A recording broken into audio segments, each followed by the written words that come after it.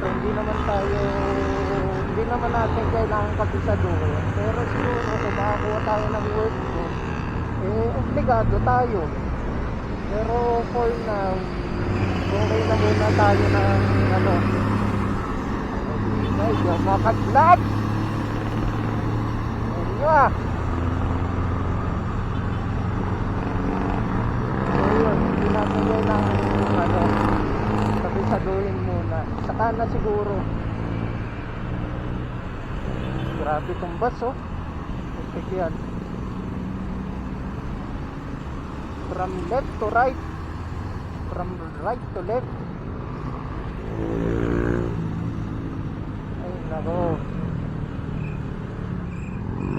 nakakatakot pag ganyan yung mga kasabay mo. Putik yan, talagang manginginig ka eh.